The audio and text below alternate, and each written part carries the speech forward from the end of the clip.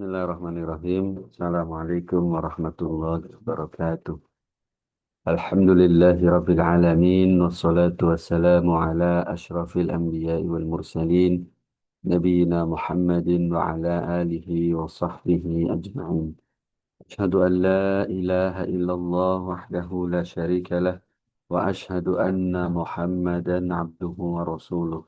Allahumma la sahla illa ma ja'altahu sahla wa anta taj'alul hazna sahlan idza syi'ta. Allahumma la ilma lana illa ma 'allamtana innaka antal alimul hakim. Allahumma faqihna fi dinik wa 'allimna ma yanfa'una warzuqna ikhlasan fil qawli wal 'amal wa zidna 'ilman ya arhamar rahimin. يا معلم آدم علمنا ويا مفهم إبراهيم وسليمان فهمنا.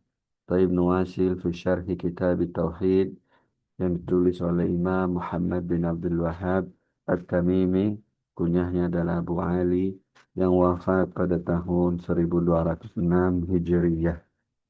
Terakhir kita sampai sudah membacakan dan membahas bab Maja'a fir ruqa wa tamaim, penjelasan tentang hal-hal hukum-hukum yang berkaitan dengan ruqyah dan tamimah. Ya, tamimah atau bisa kita sebut dengan jimat. Ya. Kemudian kita akan membacakan masail. Ya. Di akhir bab ini ada masail, ya, faidah-faidah. Qala al-musannifu rahimahullah ta'ala fihi masailu. Al-ula tafsirur ruqa wa tafsirut tamaim. Ya. Yang pertama makna ruqa, makna ruqyah dan makna tamimah. Ruqyah kata penulis, kata Syekh Muhammad bin Abdul Wahhab, hiya allati tusamma azaim. Ruqyah itu adalah yang dinamakan, ruqa dinamakan dengan azaim. Ya, azaim. Wa khassa minhu dalil ma khala minasyirki, dikhususkan, ya, dalil mengkhususkan dan maksudnya membolehkan ruqyah selama tidak mengandung kesyirikan, ya, selama tidak mengandung kesyirikan, bagaimana sabda Nabi SAW dalam hadis riwayat Muslim, la ba'sa birruqa ma lam takun syirkan, tidak apa-apa meruqyah selama tidak tidak terjatuh kepada kesyirikan. Ya. Ruqyah seperti bacaan-bacaan kalam yang dibaca tujuannya adalah untuk mendapatkan manfaat atau menolak atau mengangkat, ya, mengangkat ini apa, bala. Ini ruqa, ya. Kemudian tafsir tamimah. Tamimah itu syai'un yu'allaqu alal auladi anil ain. Nah, sesuatu yang digantungkan, dikaitkan kepada anak-anak kecil, ya, tujuannya agar terbebas dari penyakit ain, ya. Lakin idza kana al-mu'allaqu min al-Qur'ani farakhasa fihi ba'du salaf.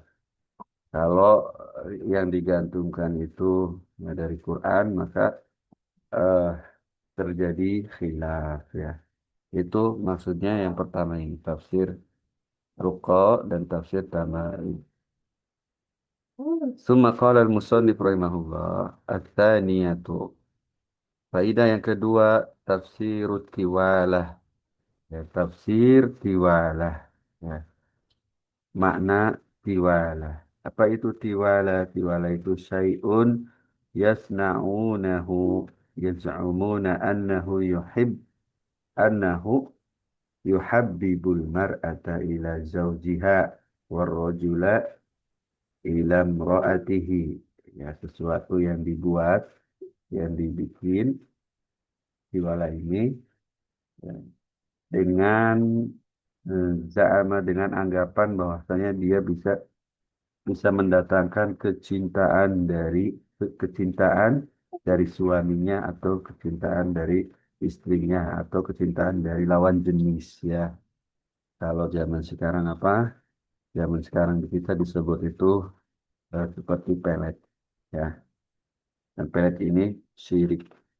Ya.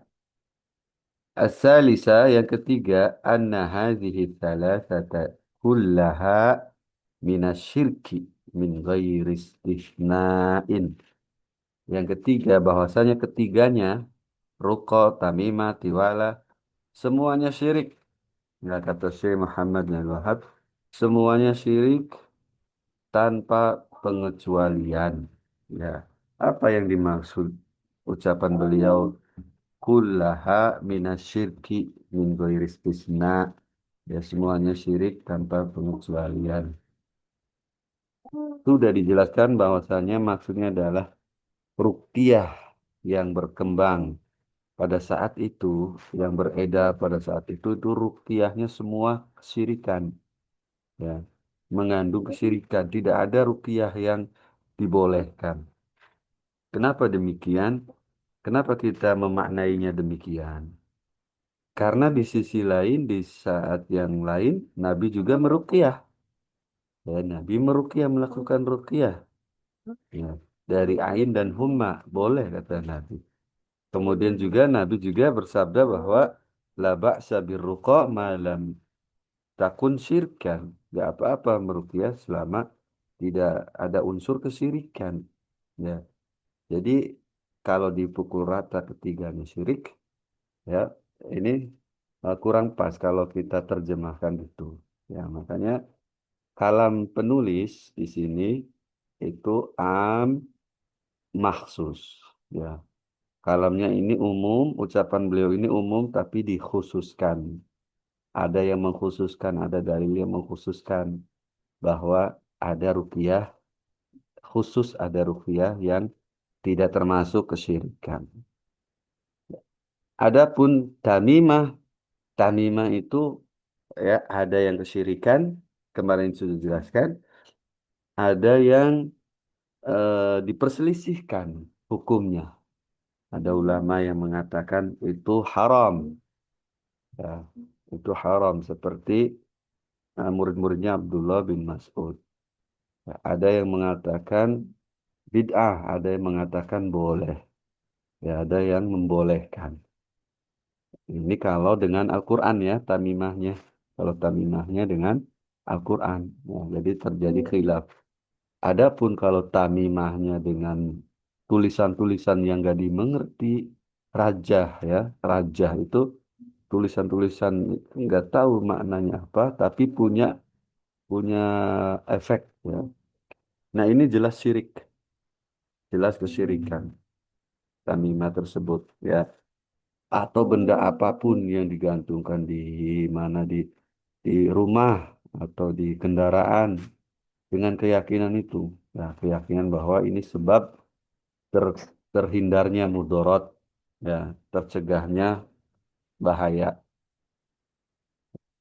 Dan kalau meyakini bahwa karena benda inilah bahaya itu nggak datang, maka ini sudah syirik besar. Ya. Kemudian tiwalah ini nggak ada pembagian. Tiwalah murni syirik. Ya. Tiwala ini tidak dibagi. Semuanya tiwala itu kesyirikan. Ya. Ini yang ketiga. Tsumma qala al-musannif rahimahullah. Ar-rabi'ah yang keempat. Ya, yang keempat, anna ruqyata bil kalamil haqqi minal aini wal humati laisa min dzalik. Nah, ini penjelasan pengecualian dari yang tiga tadi ya. Jadi di atas beliau mengatakan semuanya syirik, di bawah beliau mengkhususkan bahwa ada ruqyah yang tidak termasuk syirik. Yaitu apa? Bahwasanya ruqyah dengan kalam yang hak. Apa ucapan yang hak itu ya Al-Quran. Ya. Bacaan-bacaan Al-Quran dan bacaan yang Nabi ajarkan. Ya. Seperti Jibril meruqyah Nabi, ya kan. Bismillahi artika, seperti itu ya. Nah, ini diajarkan. Jadi, ini namanya kalam hak, kalamul hak, al-kalamul hak. Di kata beliau apa? Minal aini wal huma, dengan tujuan untuk menyembuhkan ain dan huma. Huma itu di disengat gigitan berbisa, sebagaimana sudah berlalu ya, disengat hewan yang berbisa, ya, yang menyebar racun dalam darah. Laisa min zalik, ini bukan termasuk dari kesyirikan. Ya, wallahu a'lam bishawab. Summa qala al-musannifu rahimahullah al-khamisah. Yang kelima, ya, faedah yang kelima. Anna tamimata idza kanat minal Qur'ani faqad ikhtalafa al-ulama. Ya, hal hiya min dzalik am la? Bahwasanya tanimah, jimat yang dimana jimat itu dari Al-Quran ya, jimat tapi dari Al-Quran ya. Kalau dia dari Al-Quran, maka ulama berbeda pendapat. Ya, apakah jimat tersebut termasuk dari kesyirikan ya atau tidak? Ya, sudah dijelaskan kemarin. As-sadisah, kata beliau, yang keenam, anna ta'liqa al-autari ala ala dawabi minal aini min dzalik. Bahwasanya mengaitkan water tali busur ya kepada hewan-hewan tunggangan ya, kendaraan, kepada kendaraan itu lebih umumnya, karena zaman dulu memang kendaraan, hewan itu dipakai kendaraan ya. Mengaitkan sesuatu ini lebih umum lagi kepada kendaraan dengan tujuan agar kendaraan tersebut tidak terkena ain ya, termasuk, kata beliau, termasuk kesyirikan, termasuk syirikan. As-sabi'ah, yang ketujuh, kata beliau, al-wa'idu syadidu fi man ta'allaqa wataran. Ancaman keras ya bagi siapa yang mengaitkan watar, yang mengaitkan sesuatu. Ini diancam. Apa ancaman kerasnya? Dalam sebuah hadis. Dalam hadis mana ini kita dapatkan ancaman kerasnya itu? Anna Muhammadan fa inna Muhammadan bari'um minhu. Ya, sesungguhnya Muhammad SAW berlepas dari dia. Ya, jadi Nabi Muhammad lepas tangan dari orang tersebut. Ini ancaman keras ya, karena Nabi Muhammad nggak mau nulungin dia. Ya, kapan? Tentunya nanti di akhirat. Ya, lepas tangan, termasuk syafaat uzma beliau barangkali. Ya, ya, karena ini ancaman keras, sangat keras. Kalau Nabi udah berlepas diri, ya udah, gimana kita? Dalam hadis yang lain, man ta'allaqa syai'an wukila ilaihi. Ya, dari Abdullah bin Ukaim yang sudah disebutkan ya. Ancaman kerasnya adalah dia akan diserahkan kepada gantungan itu, hatinya itu. Jadi Allah berlepas diri, ini juga ancaman keras. Ya. As-saminah, kata beliau yang kedelapan, fadlu thawabi man qata'a tamimatan min insanin.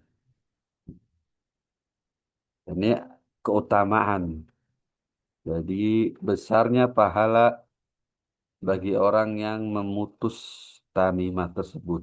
Ya, memutus tamimah tersebut dari manusia. Memutusnya bisa memutus secara hakiki, ya, seperti yang dilakukan Hudzaifah, bisa memutus secara maknawi, yakni kita mendakwahkan dia, ya dia sendiri yang melepaskan dirinya dari tamimah. Nah, ini ya, kalau kita ini orang yang dipandang, orang yang dicontoh di kaum, ya di masyarakat, kita orang dicontoh, orang dipandang, orang didengar orang diikuti, orang yang diikuti, ya, kita orang yang diikuti, maka wajib kita kita memutus dengan cara tadi, ima dengan cara langsung hakikatan, ya, hakikatan, ya, atau dengan cara mendakwahi mereka supaya mereka memutuskan sendiri, ya, memutus hatinya dengan terkaitannya kepada benda-benda tersebut. Ya. Jadi nggak boleh diam kalau orang yang terpandang itu. Ya. Nggak boleh diam. Karena kalau diam itu si fulan aja, ustadz itu aja diam gitu. Kecuali kalau mafsadatnya lebih besar dari perbuatan kita itu, mudorotnya lebih besar. Apa contohnya? Kalau kita bertindak secara langsung, misalnya memutus itu, akhirnya timbul mudorot yang lebih besar. Orang-orang membenci dakwah kita. Nah, ini udah masalah kalau kayak gini lebih besar mudorotnya. Nah, jadi tidak dianjurkan kalau yang seperti ini. Ya, itu maqala al-musannif rahimahullah. At-tasi'ah, yang ke-9, yang terakhir ini. Kata beliau, anna kalama Ibrahim la yukhalifu ma taqaddama minal ikhtilaf. Bahwasanya ucapan Ibrahim, ya, Ibrahim An-Nakhai ini tidak mengandung, tidak menggambarkan, ya, tidak menggambarkan bahwa tidak adanya khilaf. Apa kata Ibrahim? Ya, kata Ibrahim, katanya kanu yakrohuna ima kullaha minal Qur'ani wa ghairil Qur'an. Kata Ibrahim An-Nakhai, kanu, ya, mereka itu karoha, yakroha. Yakroha itu bahasa karohat indal mutaqaddimin, istilah ulama terdahulu itu artinya haram, bukan makruh. Mereka mengharamkan semua tamimah, kullaha, mau dari Quran, mau tidak dari Quran. Nah, perkataan ini tidak tidak menghapus perkataan beliau yang di atas bahwa ada khilaf kalau kalau tamimahnya dari Quran. Kenapa? Karena yang dimaksud kanu oleh Ibrahim itu bukan semua ulama pada zaman itu. Kalau yang dimaksud kanu, mereka dahulu ini termasuk ulama, semua ulama pada zaman itu, maka ijma, nggak ada ikhtilaf itu. Sudah ijma'an, ya, keharamannya. Ya. Tapi karena yang dimaksud kanu oleh Ibrahim An-Nakhai ini adalah ashab Abdullah bin Mas'ud, murid-muridnya Abdullah bin Mas'ud radhiyallahu an, seperti Masruq bin Ajda, Alqamah bin Qais, ya, kemudian Al-A'mash, ini murid-muridnya Abdullah bin Mas'ud, di mana mereka ini guru dari Ibrahim An-Nakhai. Ya, gurunya Ibrahim An-Nakhai. Maka yang dimaksud kanu itu guru-guru beliau, bukan semua ulama. Jadi tidak menghapus ucapan di atas bahwa adanya khilaf. Kata beliau, li'anna muradahu ashabu Abdullah bin Mas'udin. Karena yang dimaksud oleh Ibrahim adalah ashab itu murid, ya. Ashab itu murid-murid Abdullah bin Mas'ud. Ya, ashab itu murid-murid seperti ashabun Nabi, berarti murid-murid Nabi itu.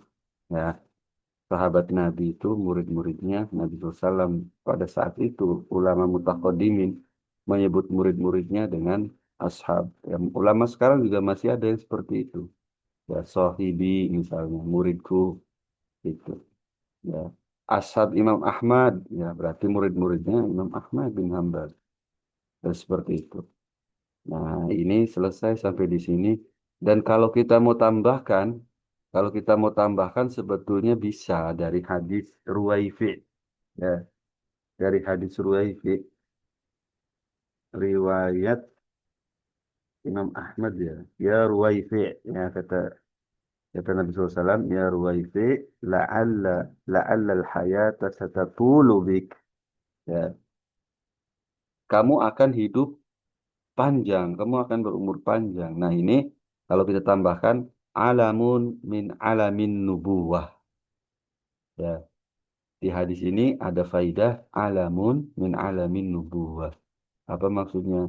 Tanda dari tanda-tanda kenabian, yaitu beliau bisa eh, mengetahui bahwa Ruwaifi ini berumur panjang dan terbukti ya Ruwaifi ini umurnya panjang. Ruwaifi umurnya panjang. Nah ini alamun min alamin nubuwah sebagaimana biasanya Syekh Muhammad bin Abdul Wahhab ada faidah itu ya, ada masail itu. Alamun min alamin nubuwah. Terus kita mau tambahkan lagi faidah misalnya dari hadis Ruwaifi juga ya.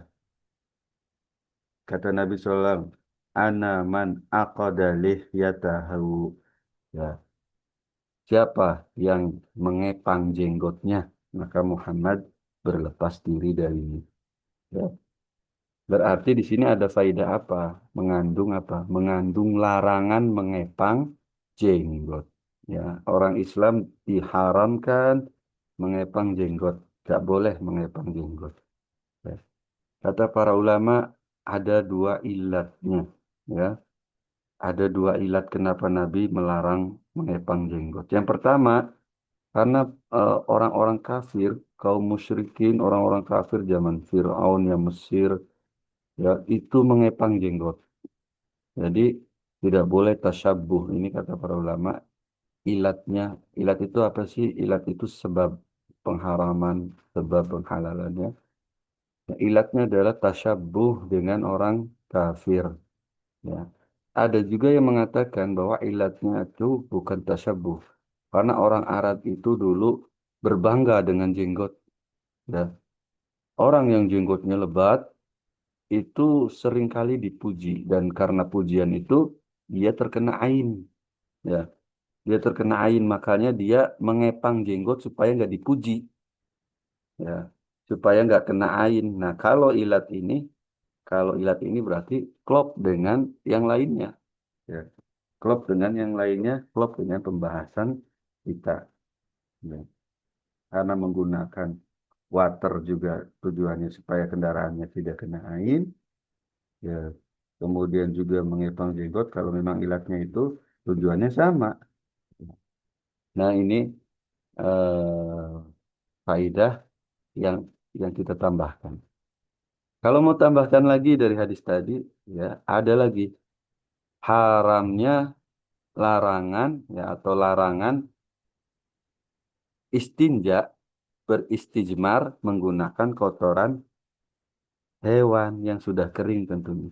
Kotoran hewan yang sudah kering dan tulang, ya, dan tulang tulang binatang ya tulang sisa makanan dari sabda Nabi SAW, awistan ja biraji'in, biroji'i dabatin au azomin, ya, atau dia beristinja dengan kotoran hewan yang sudah kering atau dengan tulang, maka Nabi Muhammad berlepas diri. Nah, ini kan ancaman.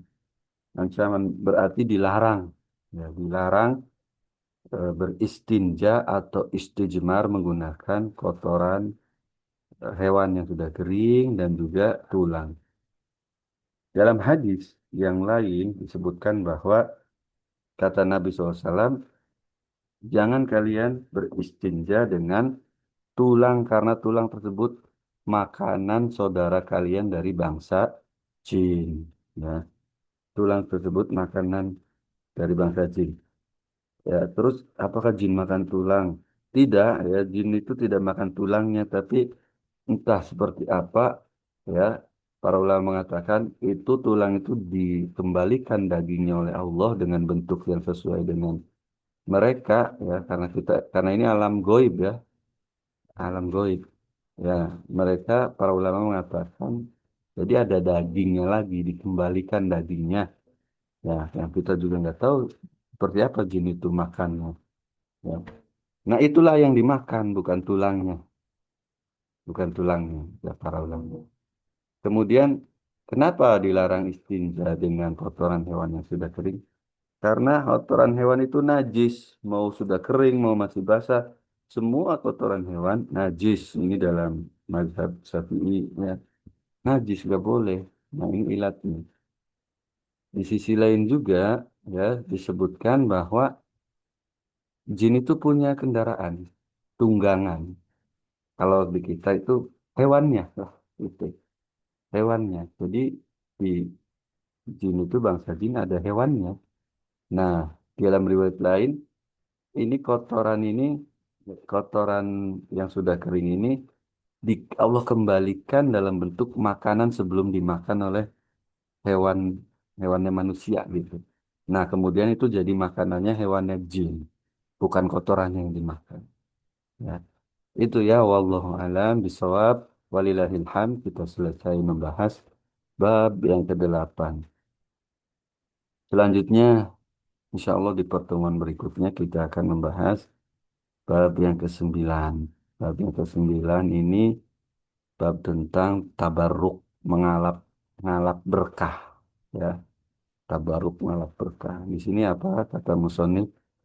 Bab man tabarroka bi syajaratin au hajarin wa nahwihima. Ya, bab orang yang bertabarruk dengan pepohonan yang ngalap berkah kepada pohon atau batu, hajar, atau semisal keduanya, ya, menunjukkan tidak diikat dengan pohon dan batu saja kepada apapun selain Allah, ya, selain yang memang itu berkah, ya.